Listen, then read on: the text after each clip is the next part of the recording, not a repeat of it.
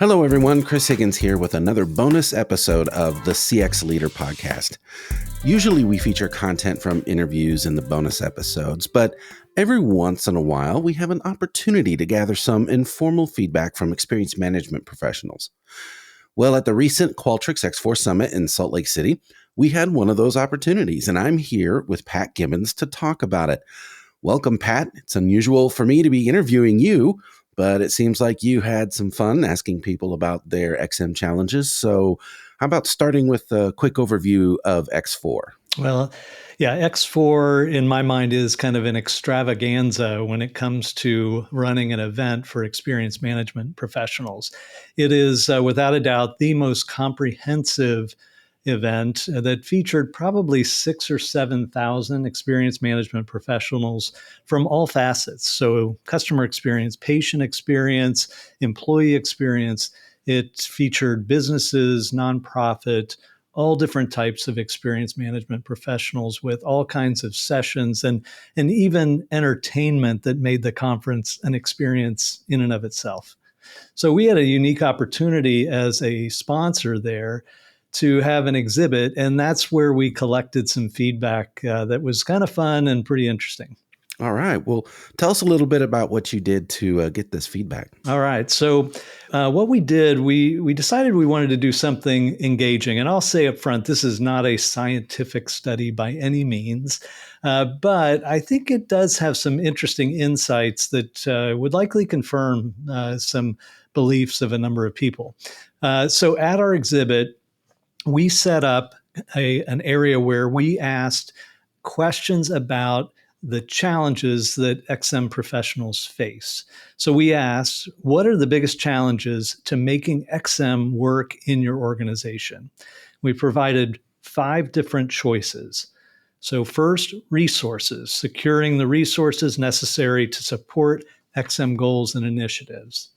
Next, engagement and alignment, ensuring employees are on board with XM objectives and understand their roles. Third, data integration, consolidating all the right data from all the right sources to truly understand customers and employees. Fourth, action and change, so driving the necessary actions and improvements to really make a difference. And finally, fifth was impact, ensuring our XM strategy and programs result in quantifiable value for the organization. So we asked those, but what was kind of fun was we gave them, instead of just asking them to fill out a sheet of paper, we had glass cylinders for each of those responses that corresponded, and we gave them 3 marbles. One was gold, one was silver, one was white. And we asked them to place them in the cylinder that corresponded to their answer. Gold was to be their top answer, their top challenge, silver their second, white their third. That's kind of how the process worked. Well, that sounds fun and engaging. How'd it go? What did people think? What were the results? Well, it was interesting to see, how it unfolded and how much thought people put into it. Some people would very quickly go to their choices. Others would really contemplate it and read every word. But here's how it kind of came out. And this is total marbles, in each cylinder. Number 1 was action and change. Number 2, engagement and alignment within the organization. And then number 3, 4, and 5 are virtual ties. So action and change was 169, engagement and alignment, 141 total marbles. Resources was third at 122 marbles. Data integration at 121, and impact at 120. So interesting how it kind of panned out. But here's what I found to be even more interesting. So the total marbles is one thing, but there were 3 key things that stood out when you dig into the numbers a little deeper and start to look at, well, how did they decide which was their top, second, and third? So here's what we found. First of all, action and change is truly a challenge for XM professionals. Not only was it number 1 in total marbles, but the highest percentage of marbles that were in that cylinder were gold.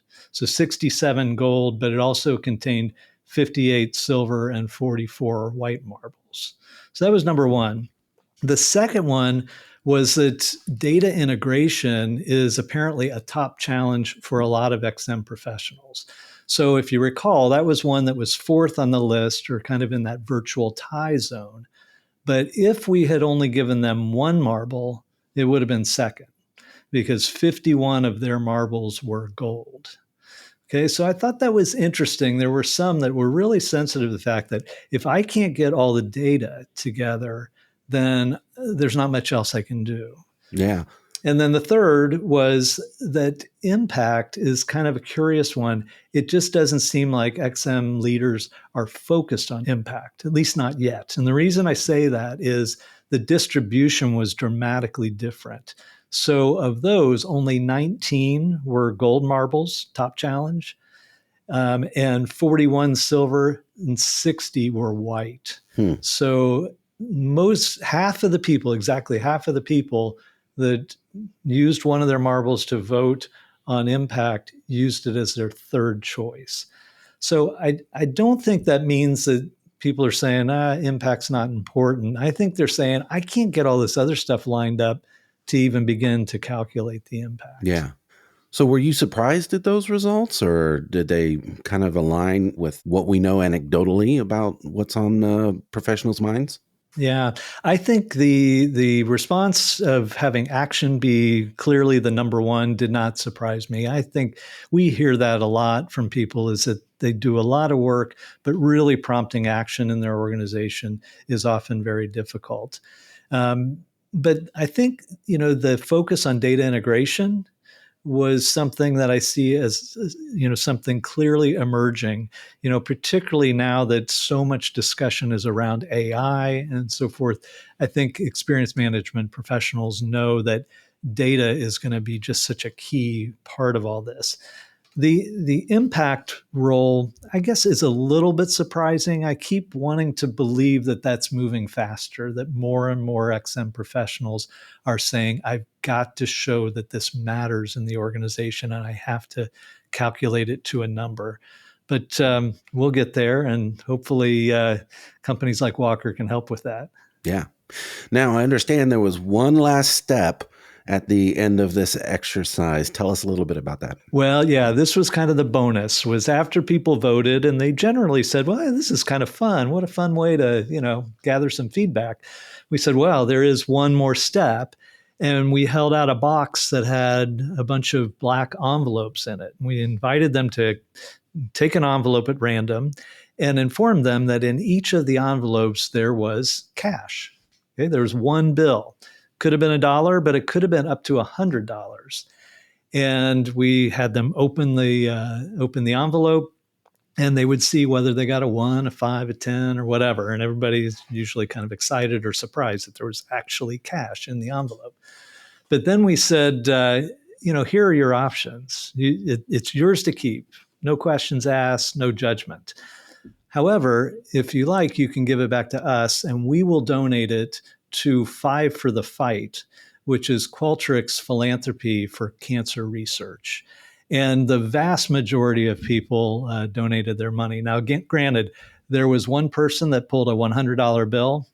Don't blame them for keeping it. Several pulled $50 bills. Most of them kept it, but not all. Some made a $50 donation.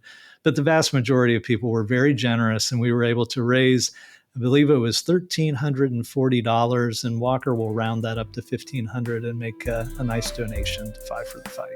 That's great. It's great to see the generosity of our CX professionals at work. Thanks, Pat, for sharing about your fun and the insights we gained from X4. And I understand we're putting together a blog post about this as well. So if you want to read more about this and see some photos of the booth and how we collected this information, head over to walkerinfo.com/blog. And if you want to listen to more episodes of the CX Leader Podcast, of course, visit cxleaderpodcast.com. And remember, we're also on YouTube. That's right, we're posting all our episodes on YouTube, so you can visit walkerinfo.tv and listen there as well. Thanks for listening.